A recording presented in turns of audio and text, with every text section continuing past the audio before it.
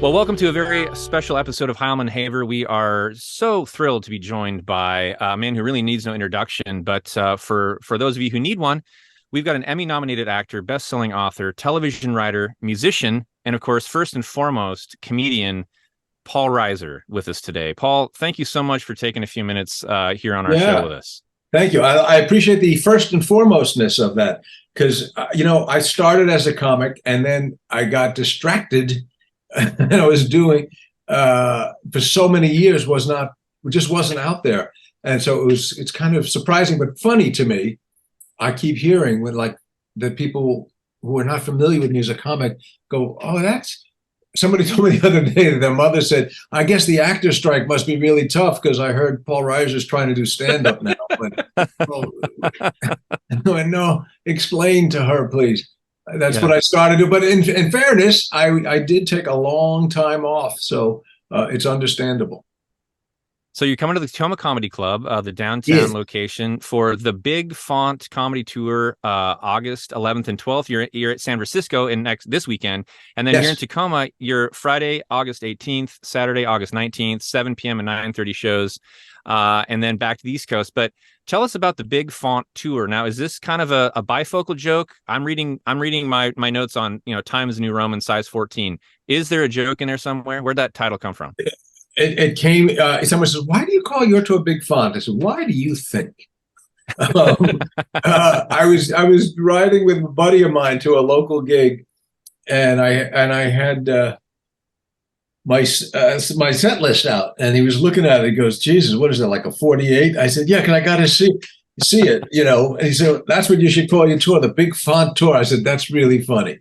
So it was literally, I do a bit in my act about how, the first time you go from 12 to 14, it's like night and day, and you can't believe that you ever try to work with the 12. But then it's like crack. You can't get enough. And suddenly you're at 18 and 24, and you're going, I don't see an end in sight. Bigger seems to be better. Yeah. Are you working off an iPad or paper, old school? Paper, old school. I go up with a paper. And the only reason I even printed it up is because my handwriting is so atrocious. But I get a nice thick bold. And my goal is to actually not bring the set list up. But it's funny. I never look at it really, but it's sort of a crutch. It's like having it there is reassuring. I was going to say, at some point you just realize you just accept your age, and you realize it's easier. It's too much work to fight. Yes, it is. It is. I do a lot of talk about that in my act a lot. It's like you just accept your age, and there's also a lot of good stuff that comes. You don't sweat as much stuff that you did in your 20s and 30s. You get to your 50s and 60s, you go, you know what? I don't think that matters. I don't care. I don't care what the other guy thinks or what they think, or like, no, I'm not going to go to that stupid party or that stupid thing, whatever it is. It's like, I don't want to. And you just, you wouldn't have been as comfortable saying that at 30. Oh yeah. Well, and you got the title for your next book right there, Big Font Hood. Big Font Hood, Stroke Hood. I think right after Babyhood, Hood, and then the Cardiac Arrest Hood. Oh, there you go. Well, speaking of age, one of your first jobs in stand-up was here in Seattle, and way back, I remember when you were in My Two Dads. Then from Mad About You until about 2013-ish, you took about 20 years off from stand-up. So what's brought you back to the stage? It was always my intention to get back. I didn't like deliberately stop doing it. It just sort of by attrition, it fell to the back burner. But when I started, there were always comics, and we knew our group that guys who just loved comedy. We wanted to be comics, and then there were always more than a few people who wanted to be actors or just wanted to be famous. And stand-up was just an avenue. It's like, well, if I can get on stage, then somebody will see me. And those guys were always looked at a little bit less respectfully than by us. Because we just loved, it was in our blood, George Carlin and Richard Pryor and everybody who came before us. And so I never planned to stop. But what happened when Mad About You started, it was such a full-time job. And then when it was over, I was kind of spent, and I just really wanted to be home. So I just didn't do it. But it was always like, oh, I'll go out soon. I'll get back up. And then had a couple of kids, and I was enjoying being home. And then I looked up one day and said, okay, it's been 10 years. Well, 10 years since the show was over. And really, so 20 years, which sounds enormous. I mean, it's an entire generation of comedians. In fact, when I would go back, 10 years ago, so I would go back into the clubs, and I'd see guys that I'd never heard of who were like, oh, yeah, he's really big. I go, I don't know. I don't know a lot of people, I remember Sebastian, Maniscalco, who was now, blown up and he's huge. But 10 years ago, I would go to the clubs and I was like, well, who's this guy? This guy's really funny. I go, oh, yeah, he's headlining. I go, all right, I didn't know. I never heard of him. But so it was just a matter of me finally going, hey, unless you do it, you're not going to do it. You have to get yourself off the couch and drive down. And I remember my son, who was like 7 or 8 at the time, and he had never seen me. I never went out. I wasn't going on the road. I wasn't going out at night. I wasn't going to clubs. I was home. So when I started going to clubs, he went, what are you doing? It was like 10. I said, well, I'm going to drive. It's like 30, 40 minutes, and I go to a club. He goes, why? I go, well, to work on my stuff, to get my muscle back and to remember how to do it. He goes, well, they're paying you? I go, no, they don't pay you. You just go. He goes, well, why would you do it? And then I thought, oh, he's got to really learn that sometimes when you want to do something, you just got to do it. No, you're not going to get paid to work out your material. There's a famous story you told prior about George Carlin showing up in your living room for an interview with your older sister when you were. You've read every interview, haven't you? Oh, wow, maybe you did a little homework. You did. But now was Carlin, was he a hero of yours? Was there some other comics at that time period that you looked up to? And you mentioned Sebastian. Are there other folks you make a point of going out to see when they pass through? No, not really. No, I don't go out and see a lot of guys, a lot of comics. I don't know why. It's not it's not an aversion. An aversion. Carlin at the time was very much, it was like the peak, or he had just sort of exploded 72. And I was sort of obsessed with him. In fact, I would do his Irish New York cop, hey, buddy, the Indian sergeant. And I was talking like this, and I was talking so that I started developing speech impediments because I was having this very sibilant S. Because yeah, you want to get off the horse, please? You want to knock off the horse? So I would start talking like that, and I go, what are you doing? I go, oh, I become a little too George Carlin-y. So yeah, he was very much my hero at the time. And just so happened, my sister, who was a few years older than me, was in college and had wrangled to get him. He agreed to do an interview for their college radio, and for whatever reasons, he ended up doing it at my house. And I think at the time he thought, well, I'm going to go to this young college girl's apartment. That'll be interesting. It's like he had no idea. No, it was a full family bombardment of my family, trying to feed him breakfast, and what would have been a 30-minute interview ended up being 3 or 4 hours. He was with us, and then about a year later, she saw him again, and she said, I don't know if you remember. He goes, oh, I remember that one. Yes. Yeah. Well, one thing I'd be remiss in not bringing up is your ability to perform dramatic roles as well as comedy. And one thing I've noticed over the years is so many comedians are really impressive with their ability to go from something that's strictly funny to being really good at dramatic roles. And my question to you is it come easy for you? Because they say that comedy is like the hardest thing to do, which I know because I can't do it. But do you find dramatic roles come easier to you? No, I would imagine it's even harder, like open heart surgery. I would imagine that's difficult. You need certain skills. So I don't know that comedy is the hardest thing.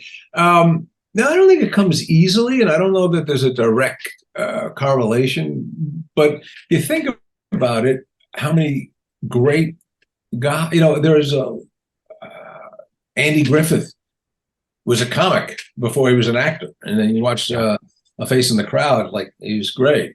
Even Don Rickles was a solid dramatic actor or serious actor. Didn't have to be funny. So, there's, I don't know. I'm trying to think of the old guys, but, Cosby, you should excuse the expression, was a solid, really solid actor. So you know, I think my training ground was comedy. You know, I mean, I learned so much doing 7 years of Mad About You, and which itself was comedic, but it was also serious. So that was, you know, and I created that for myself, and I always said I even called my character Paul, so I wouldn't have to act too hard. But what I loved about the show and the role, and it's sort of all the movies and shows that I've ever loved most are the ones that straddle that world, that you can go from being funny to not necessarily funny. And then once you've dropped the funny, it's not such a long drive to move somebody. You know, you think of people like Jack Lemmon, you know, Peter Falk, or Alan Arkin, you know, my heroes. And then modern time, you know, think of Tom Hanks. It's like, well, there's nobody funnier than Tom Hanks. And he's also powerfully effective and dramatic. So you know, I think if there's any thought to it or philosophy, I think, you know, part of comedy is you disarm somebody. You know, you're relating to them. You're breaking down a barrier. Once you've broken down that barrier, it's easier to take them where you want to go. You mentioned Alan Arkin, who we lost about a month ago. Yes. You know, Kaminsky method was, I just kind of happened upon it based on some, you know, friends saying, hey, you got to check this out. And that kind of reintroduced me to your work, to be honest. And that role, Martin, was it totally just changed the arc of the show. You know, SAG Award nominated role here. Now, and you had a lot of dramatic opportunities, but obviously plenty of, you know, comedy opportunities as well. How do you prepare for a role like that? Aside from all the prosthetics, obviously, do you go in looking for places to insert the laughs, or, you know, kind of build the character that way?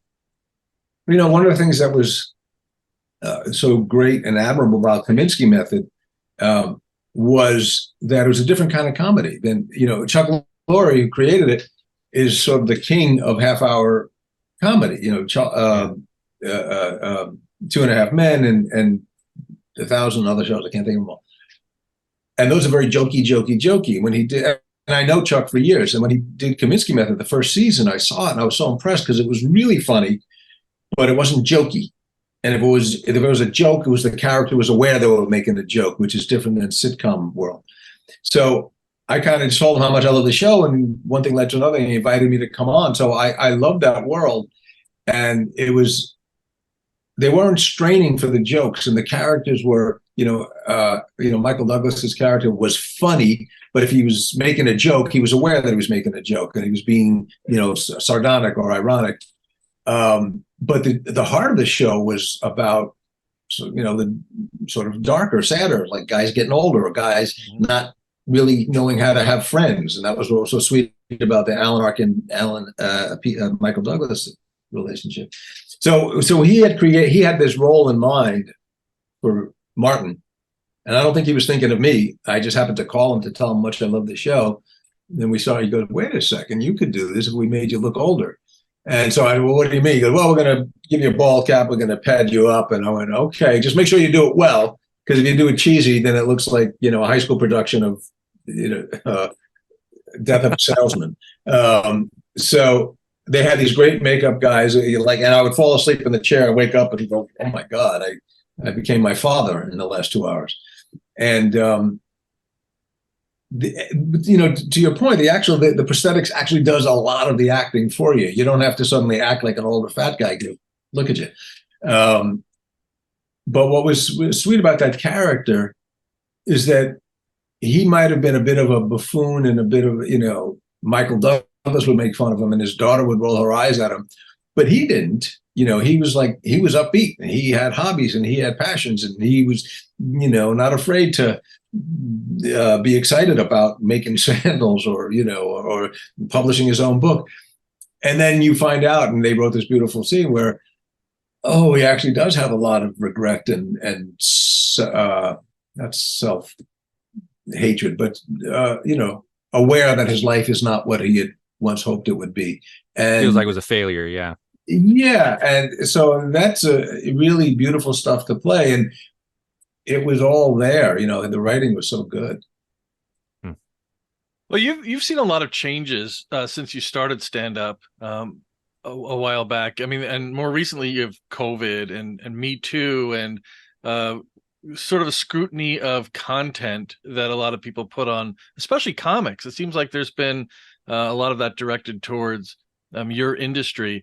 Have you had to change your set or your approach at all as No, you've approached no, this? not really. No, because I never, one of your biggest skills or tools as a comic is your judgment, and there's 1,000 different flavors of comedy, and there are people who do politics, and there are people who are disruptors and instigators, and there are people who are great at it.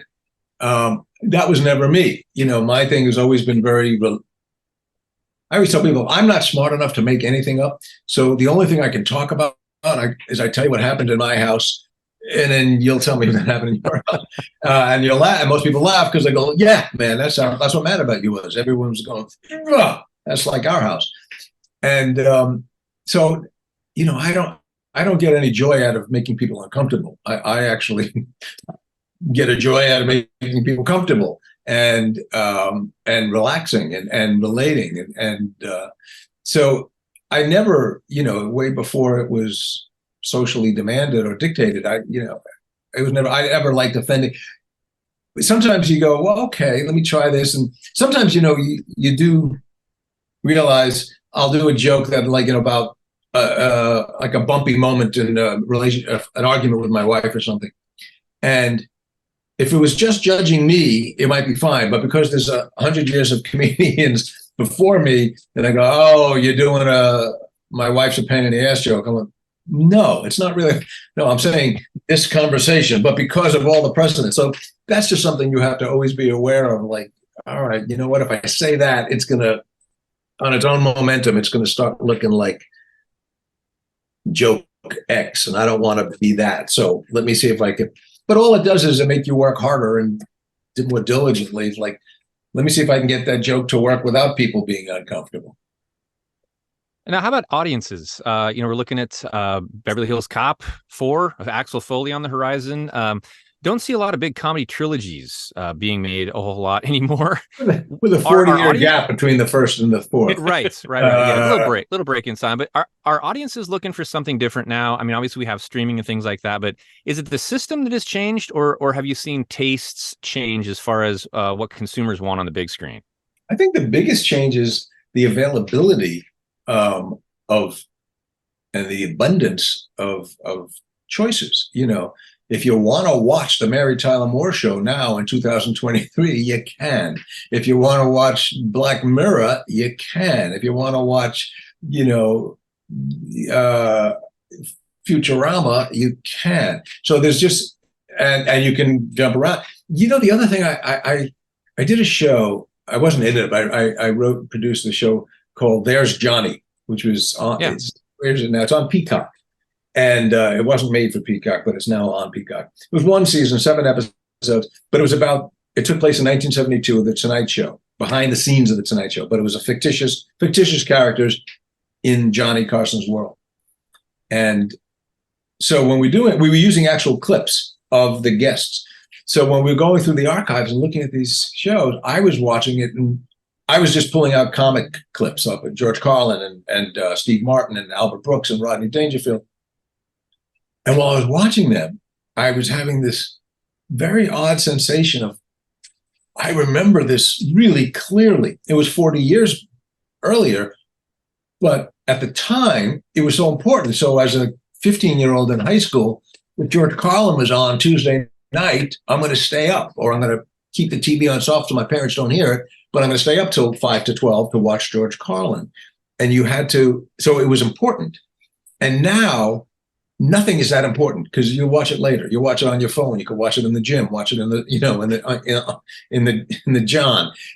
So the good news is you won't miss anything. Everything is available.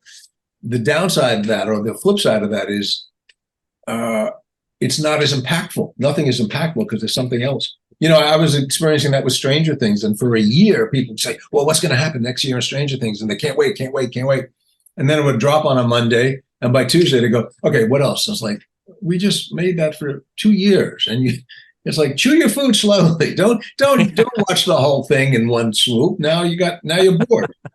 Yeah, there's no events anymore. I think that's what it sounds like. Nothing's an event. But then I think people are maybe hungry for that, though. You look at the whole Barbenheimer thing, which was an event. People got super excited about that. So, maybe we need to get back to that I think there's always a natural inclination. You want something special. Even here's a special episode of so and so, or here's a. But from my point of view, from people who make it, it's really. It's been great that there are this many options. So many, almost all the shows that I've been on in the last 5 years wouldn't have even been made 20 years ago. You wouldn't have seen Stranger Things. You wouldn't have done 18 episodes of Kaminsky Method. Like that model didn't exist where you make a show. It's like, just do 6. What? In the old days, like, well, we need 24 a year and we need 6 years. It's like, all right, that's a lot. So, and maybe not every idea wants to be 6 seasons of 24. So the fact that you can do Kaminsky, the fact that I could do There's Johnny for 7, the fact that we could go back and do Mad About You reunion, let's just do 12. I'm like, oh, yeah, that sounds cool. So that has been really a godsend for the makers of the content and for audiences too. I love that I can bop around and watch so many different types of shows. Well, before we let you go, we want our audiences to know what you're looking forward to next, what you have coming up, and how people can keep up with what's going on in the world of Paul Reiser. I just realized that we've been talking so seriously and academically, and they go, people listening go, I don't want to see this guy. Is he going to lecture me about comedy?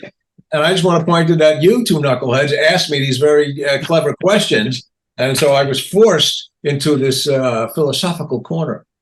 Lately, I've been, right now, as it turns out, there's writer strike and actor strike, so there's nothing being made. Ironically, I had sort of slated off this fall to just get out and do stand-up. And what's fun for me, I've been doing a lot of theaters and performing arts centers. And now I'm just doing a whole series of clubs, which feels really fun because that's where we started. And Tacoma Comedy Club is very much, in that tradition. It's a 300 seat or something, and it's intimate. And I kind of like that people have drinks and there's waitresses and waiters walking around and there's a little activity. That's where we started. And it's a great place to try out new materials, a great place to really work on your stuff. So for the next few months, that's what I'm working on. Well, you'll be here again Friday, August 18th and Saturday, August 19th at the downtown location, Tacoma Comedy Club, the Big Font Tour. We're so excited. We'll be there on Saturday for the late show. So cool. we'll make sure to wave and laugh extra loud. Come say hello. That'll be great. All right. Well, thank you guys. Great talking to you. And if none of this was funny, I blame you. Easy enough. We'll take it. All right. Fair enough. Thank you, sir. Thanks, Paul. Thank you. Thanks, guys.